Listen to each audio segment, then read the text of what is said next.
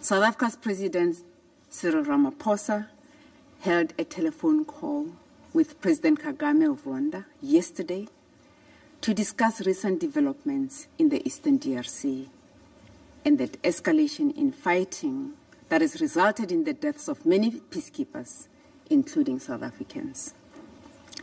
The two heads of states agreed on the urgent need for a ceasefire and the resumption of the talks by all parties to the conflict. Accordingly, South Africa recognizes the significant strides made by President João Manuel Gonçalves Lourenço of Angola in facilitating peaceful resolution of the tensions between the DRC and Rwanda. Firstly, the unconditional withdrawal of Rwandan troops from sovereign Congolese territory. There is no path to sustainable, peaceful resolution without this crucial step.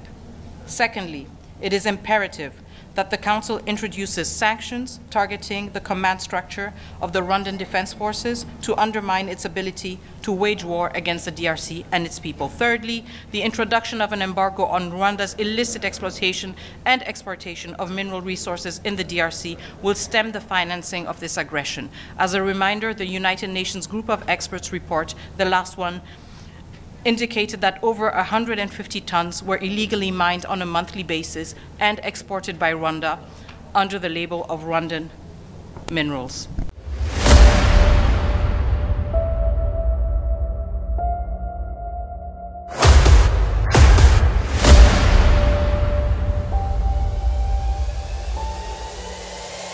This is the journey to One Africa. I now give the floor to the representative of South Africa. Mr. President, thank you for convening a second meeting within just a few days. Remains dangerously fluid as M23 continues its offensive campaign in North and South Kivu. We thank the Deputy Special Representative, Ms. Vivian van der Peer, for her briefing. And again, we wish to recognize the presence of Minister Therese Kayikwamba-Wagner in the chamber. Since the last meeting of the Council on the situation in the Eastern DRC, 4 additional South African peacekeepers lost their lives in the continuing conflict in Goma. On 27th January 2025, M23 launched several mortar bombs aimed at Goma Airport, which landed in the base of the South African troops, killing 3 soldiers and injuring some troops. A 4th soldier, as Minister said earlier, succumbed to his injuries sustained during the weekend attacks. This illustrates that the M23 is well-resourced and would have acquired such resources through means that are against the sanctions imposed by this Council. It is a contradiction in terms that a major UN peacekeeping troop contributing country could provide resources to an illegal armed group that is conducting offensives against peacekeepers, civilians, and key infrastructure, thereby undermining the mandate of this Council. That must be addressed with utmost urgency. As we stated at the last meeting of the Council a few days ago, the future of UN peacekeeping and its credibility is at stake if we are to tolerate such violations without any ramifications. The Security Council must speak with one voice and act in unison to stop the carnage unfolding in the Eastern DRC. Unfortunately, a press statement of the Security Council, while sending an important political message has proven to be insufficient in the current situation. Consequently, South Africa would like to highlight the following issues. Firstly, the UN needs to, as a matter of urgency, provide additional support to MONUSCO in order to reinforce operational positions. This is to ensure that MONUSCO can fulfill its primary mandate to protect civilians. This support will also assist to ensure that no further peacekeepers' lives are lost. Similarly, a stronger consideration must be made to bolster the support that MONUSCO provides to the South African Development Community mission in the DRC, SAMI DRC. Both missions, have the primary responsibility of protecting civilians and key civilian infrastructure. They are instrumental as long as armed groups remain active in the Eastern DRC. Secondly, we remain concerned about the worsening humanitarian situation with millions of people in need of humanitarian assistance. There is a need to ensure that appropriate conditions are created for humanitarian aid to reach people in need across Eastern DRC. All parties to the conflict must uphold international humanitarian law and human rights law. Thirdly, we reiterate our call for the resumption of negotiations under the Luanda process. South Africa's President Cyril Ramaphosa held a telephone call with President Kagame of Rwanda yesterday to discuss recent developments in the Eastern DRC and the escalation in fighting that has resulted in the deaths of many peacekeepers, including South Africans. The two heads of states agreed on the urgent need for a ceasefire and the resumption of the talks by all parties to the conflict. Accordingly, South Africa recognizes the significant strides made by President João Manuel Gonçalves Lourenço of Angola in facilitating peaceful resolution of the tensions between the DRC and Rwanda. We urge parties to recommit to these talks and address all outstanding issues amicably to allow the region to return to peace and the restoration of the political rapprochement and good neighborliness. This includes both sides addressing their relations with illegal armed groups and the withdrawal of the Rwanda Defense Forces from the DRC. We thus look forward to the much-anticipated East African Community Extraordinary Summit likely to take place in the coming days, with the participation of both President Tshisekedi and President Kagame. Lastly, the Council needs to underline the importance of preventative measures to avoid the recurrence of the cyclical conflict in the Eastern DRC. It is well known that the genesis of this conflict is primarily the illegal exploitation of the Congolese natural resources.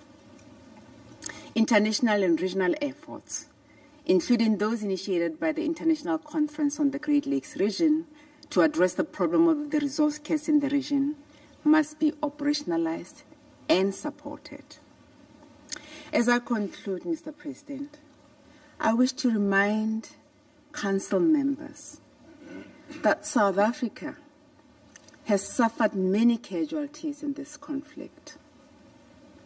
The reason we never hesitate in supporting peace efforts, even at excessive cost, is because we are a product of international solidarity at whose center was the United Nations. Therefore, The ultimate sacrifice of South African peacekeepers in the promoting peace and security in the Great Lakes region should not be in vain. Our plea is for this Council to always protect those who value, safeguard, and execute the mandates adopted in this chamber, and also hold into account those who violate the decisions of this very Council. Failure to do so can only undermine the credibility of and delegitimize the authority of this Council and the United Nations as a whole. We trust that all members of this Council and the international community can support measures towards establishing a ceasefire, encouraging dialogue, and promoting efforts towards peace and stability in the whole country and the Eastern DRC in particular. Thank you. I thank the representative of South Africa for this statement. Hello, ladies and gentlemen. Her Excellency, Minister for Foreign Affairs and International Cooperation, Francophonie of the Democratic Republic of Congo, His Excellency Therese Wagner, just finished the meeting of the Security Council, and she's ready to make a presentation and receive questions from you. Your Excellency, you have the floor.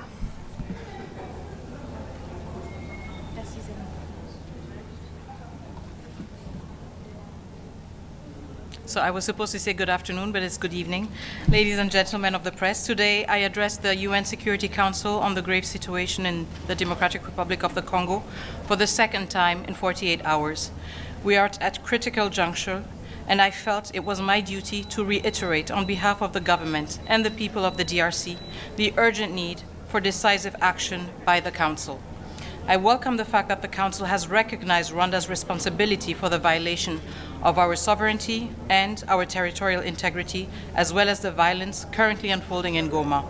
However, words have not been enough to end the human suffering and the aggression and onslaught on Goma. It is now time for the Security Council to act. Millions have been displaced, thousands are trapped in the besieged city of Goma with restricted access to food, water, electricity, security. Countless lives have been lost. Enough is enough. Rwanda cannot be allowed to continue to act with impunity, and I therefore called on the Council to act in defense of the principles of multilateralism and international law. The DRC welcomes the decision by Germany, not a Council member, to cancel its planned meetings next month on development aid with Rwanda and to urge Rwanda and the M23 to withdraw their troops. This is an example of the kind of action that we are calling for the rest of the international community to take, whether they are Council members or not. The Security Council should take note. They cannot remain silent or inactive any longer. As I stated in the Security Council today, we demand 5 immediate actions, very actionable and very precise. Firstly, the unconditional withdrawal of Rwandan troops from sovereign Congolese territory. There is no path to sustainable, peaceful resolution without this crucial step. Secondly, it is imperative that the Council introduces sanctions targeting the command structure of the Rwandan Defense Forces to undermine its ability to wage war against the DRC and its people. Thirdly, the introduction of an embargo on Rwanda's illicit exploitation and exportation of mineral resources in the DRC will stem the financing of this aggression. As a reminder, the United Nations Group of Experts report, the last one, indicated that over 150 tons were illegally mined on a monthly basis and exported by Rwanda under the label of Rwandan minerals. Thank you. Fourthly, we are calling for the suspension of Rwanda as a contributor of troops to UN peacekeeping missions. We need to end the double standard, where Rwanda is able to contribute to UN peacekeeping forces while its troops kill members of the MONUSCO mission and the SADC mission. In less than 4 days, over 14 peacekeepers were killed, and this in absolute impunity. Finally, there must be total transparency in arms transfers to Rwanda in order to stem its ability to stoke further violence. This aggression is not only a threat to the DRC, but also to the entire region and the principles enshrined in the UN Charter. It is time for the United Nations Security Council to act decisively and send a clear message that Rwanda's aggression and impunity will not be tolerated. As I said to the Council, the rules of multilateralism apply to us all. There is no Rwandan exceptionalism. Thank you.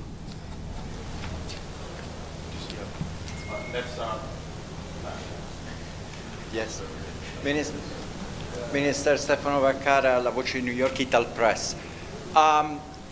We heard what the Security Council, they did a lot of speeches about which of the P5, which one is not doing and didn't satisfy you of what you expected, and why the Security Council is still not doing what you expected the Security Council to do.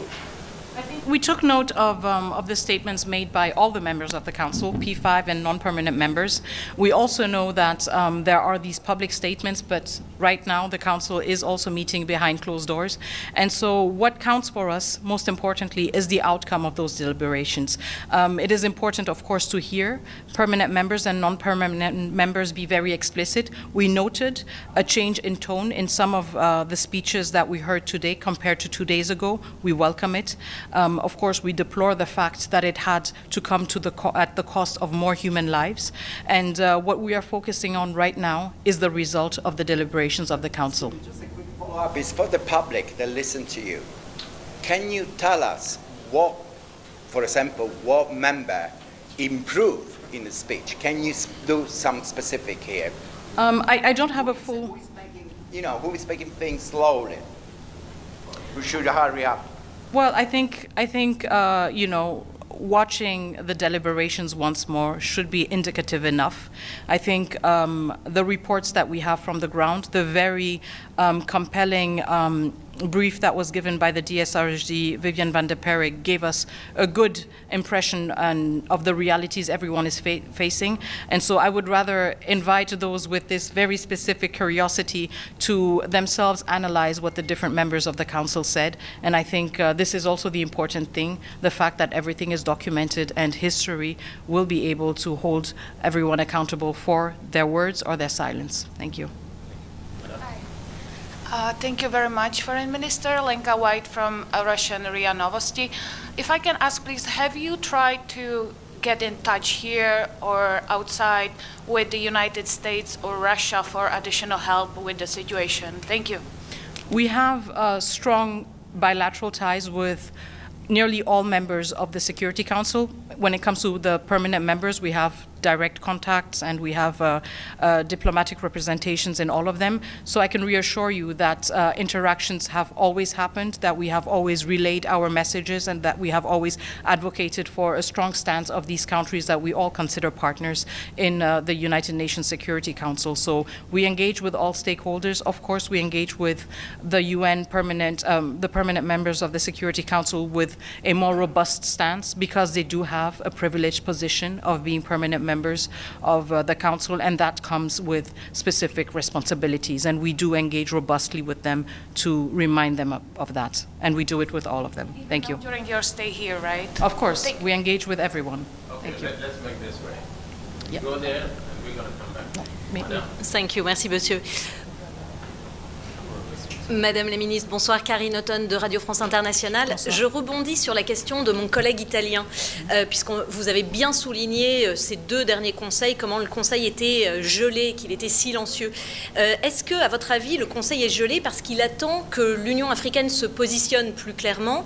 Et vous, de votre côté, comment pensez-vous pouvoir convaincre les ambassadeurs A3+1 de mieux défendre le droit international sur le continent africain? Alors, il y a une relation évidemment de subsidiarité entre les organisations comme l'Union africaine et les Nations unies.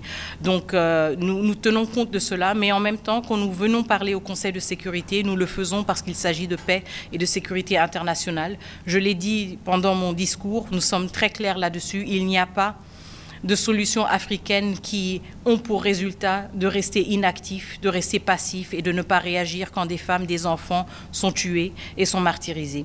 Et donc notre message, il est le même au niveau de l'Union africaine et au niveau du Conseil de sécurité. Nous attendons des actions fermes qui sont aussi à la hauteur des ambitions que chacune de ces organisations se sont données et chacun de ses membres a la responsabilité de réaliser et de respecter. Avant de quitter New York, est-ce que vous allez revoir les ambassadeurs, les représentants des 3 membres africains du Conseil, la Somalie, l'Algérie, le Sierra Leone et aussi le Guyana?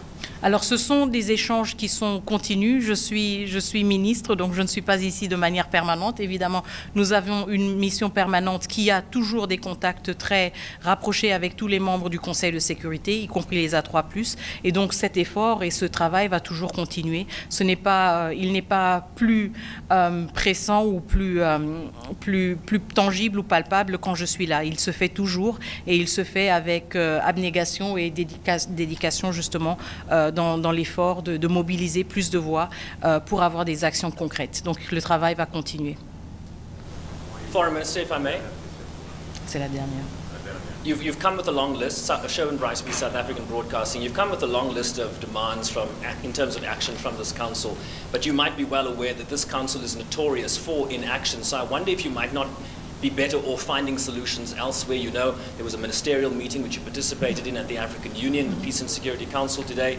Tomorrow, the EAC will meet at heads of state, I understand. Is that perhaps not the best game in town, given the inaction this council is notorious for? So, first of all, I don't think that I came with a long list. I think we could work on an even longer list. I came with 5 asks, very low-hanging fruits. So I think we were very reasonable and we were very constructive. I think if we wanted to obstruct and if we wanted to disrupt the work of the council, we could have come with a different list. But we have come with a list built on the results of the last report of the group of experts, not reports issued by the Congolese government, but with a direct link with what the group of experts has identified: natural resources, violation of territorial integrity, violation of no attacks or of not attacking peacekeepers. Also, the illicit exploitation of natural resources and the transparency in arms transfer. These are measures that the Security Council has used in many other occasions. We are from the DRC. We have been under a sanctions regime, so I know what I'm talking about. These are low-hanging fruits. It is not a long list. And we will not tire of holding every entity we are a member of accountable in terms of its responsibilities. Your expectations of the EAC and the AU? We have expectations with all these organizations because each of these organizations has values and principles and must uphold them and hold its members accountable when they fail to do so. Okay, dernière, s'il vous plaît. Madame, dimanche, vous demandiez, entre autres, des sanctions ciblées à l'endroit de Kigali. Ce mardi, l'Allemagne a pris une décision conditionnant son aide au développement au retrait des troupes rwandaises et du M23 du territoire national. Considérez-vous cette action allemande comme un pas décisif pouvant inciter les autres capitales à agir de manière ferme contre le Rwanda? En tout cas, c'est une décision que nous saluons et que nous avons reçue avec satisfaction parce que justement, c'est une décision qui nous montre que des pays, membres ou non membres du Conseil de sécurité, peuvent prendre des actions très concrètes, peuvent prendre des actions en fonction de leurs relations et des outils dont ils disposent. Et nous espérons sincèrement que cette action courageuse va aussi motiver tous les pays membres de la communauté internationale, qu'ils soient au Conseil de sécurité, qu'ils soient au niveau de l'Union africaine ou dans d'autres organisations, à justement réfléchir sur ce qu'ils peuvent faire pour mettre fin à ce drame qui a duré bien trop longtemps. Donc nous saluons cette initiative, mais nous ne pensons pas qu'elle devrait être isolée, nous pensons qu'elle devrait être l'inspiration d'autres initiatives robustes et informées par les capacités et les mécanismes dont chaque pays et chaque organisation dispose pour justement s'assurer que le droit international soit respecté en République démocratique du Congo, mais à travers le monde aussi. Merci beaucoup. Thank you very much. Merci beaucoup. You can now take more questions. Sorry for that. Merci, monsieur l'ambassadeur. À bientôt.